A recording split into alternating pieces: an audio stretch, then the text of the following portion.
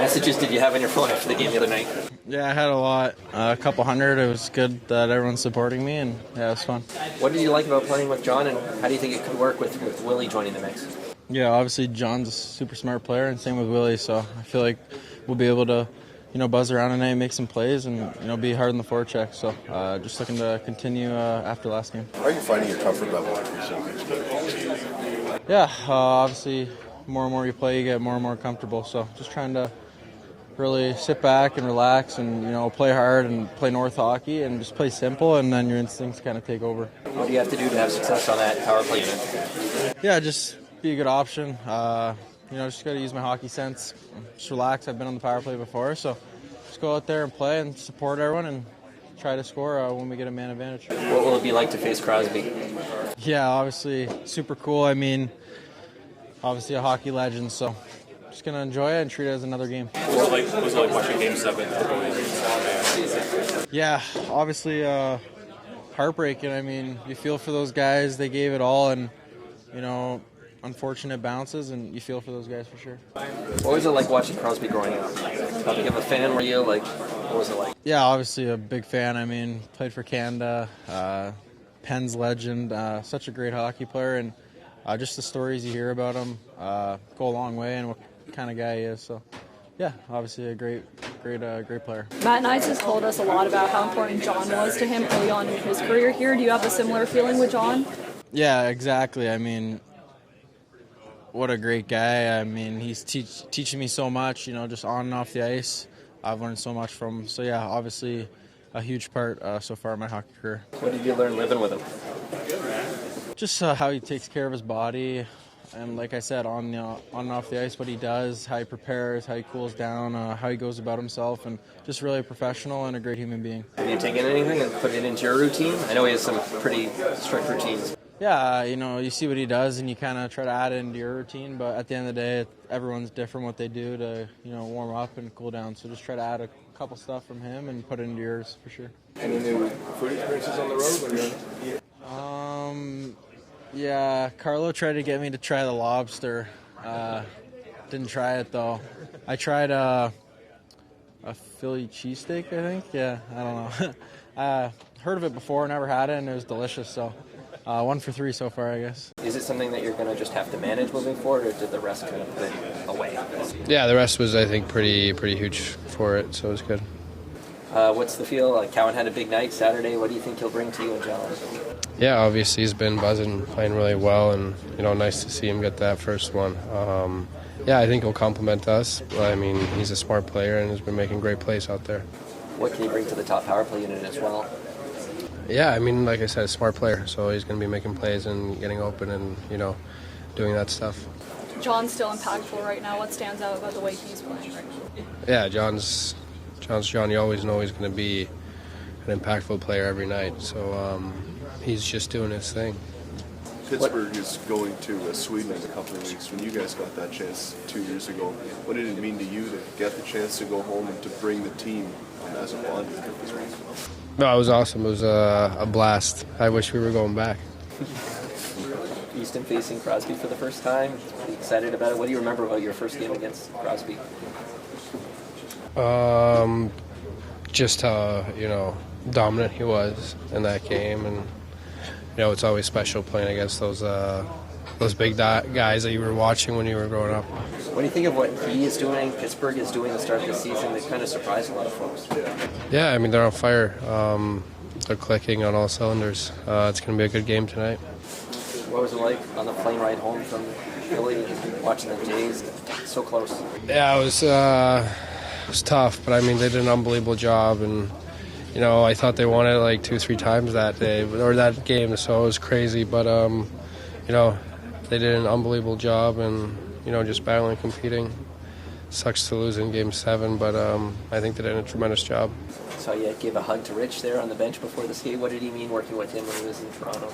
Yeah, obviously a guy that I miss, and he did a lot of things behind the scenes for the players. Make sure that they were feeling good and stuff. So he's for sure missed. Talking to Easton, what was it like to be part of that moment last game, and why do you think you guys kind of hit it off right away? I mean, it's pretty exciting. Your first NHL goal, so always excited for anyone that gets that moment. And I think he's just such a great kid, great head on his shoulders, and I think his approach to this season and the way he's kind of kicking things off professionally in his career has been. I think he's had just a great head on his shoulders about a great focus to it. And anytime you're I think just approaching things the right way, doing what you can to contribute and be solid with and without the puck, especially when you're an offensive player. It's great to see him get rewarded, and that was a great shot and a big goal for us. So just really exciting for him. And, it's a moment you dream about and you work for your whole life. So, you're really excited for him. Just how tough of a guy he is. What goes through your mind when you see Chris like that? Yeah, extremely difficult. You hate seeing those circumstances, and I didn't see the play at all, so I was really concerned. Something significant obviously happened, and the attention that was needed for him. But obviously, over the last day and a half here, a lot of positive news, and he's reached out to a lot of us, and seems to be doing really well. So. Really happy for that. As a hockey player, how do you manage the fact that this can be a very dangerous game at times? Do you allow those thoughts to come into your head, or do you have to kind of push them out? Well, yeah, I mean, you understand you're playing a very fast and physical sport. So, I think worrying about things that may or may not happen isn't really always the right approach. So I think, certainly at this level, I think everyone's got a tremendous amount of experience playing the game, understanding the game, circumstances around it, how the game kind of, I don't want to say works, but, that's kind of the word that pops in my head, that when you go out there and compete, you're just kind of focusing on doing your job and what you have to do, and always protect yourself when you have to, and sometimes unfortunate circumstances happen, but it's not something I think you try to dwell on as things that may or may not happen. Looks like Willie might be back tonight. What stood out to you over the years about his durability, his ability to kind of play through the things when he's dealt with them? Yeah, I think Willie just loves to play, loves to compete, and always wants to be available to the team and obviously go out there and impact the game the way that he can. So I know he's been really chomping at the bit and trying to manage things and be smart, but is really, really looking forward to kind of getting back in there and doing everything he can to do that. What was it like watching Game 7 on Saturday? John, the emotions of watching that, or what did this team show to you, like the Blue Jays show to the country, and just you as a professional athlete, seeing how they went about their business? Yeah, obviously it was heartbreaking, but I think as a fan, and certainly I think I can speak for a lot of people around the city, and the fan base is extremely proud of the type of team. And I think that's the big emphasis, is what a team that was, and the contributions from everybody and how they all relied on each other. And I think you certainly saw how close they were and how they laid it all out there. They left everything out there. Obviously, we're extremely close, and why it probably stings and hurts a lot because of how close they were, how well they played, and just how they laid it all on the line. But just a great team overall. Crosby off to a really good start. I'm wondering, he's your opponent, but how much kind of motivation or inspiration do you draw from seeing what he continues just to do? Yeah, I think Sid is one of the best players our game's ever seen, and I think not just with his skill set, but I think his will and determination, his competitiveness. It's truly exceptional, and I've been fortunate to be around him, play on Team Canada a couple times together, and in different environments, and it really stands out, what makes him who he is and why he's one of the best to play the game, and why he continues to do what he does. So obviously, even still in 20th or 21st season, he's still, the importance of making the game hard on him. The challenge he presents tonight is always extremely difficult. So, another really great start, but also not surprising either. What's he like behind the scenes in your experience, just when he walks in a room, the presence he has in a room when you play with him? Yeah, it's unique for sure. I think John Cooper touched on a lot of things about him at the Four Nations that I really think were really true. So, but I think his passion for the game, how much he loves to be one of the guys, and I think his competitive desire is really, really unique, and has set himself apart in a lot of ways. How much are the Olympics a motivating factor for you personally this season?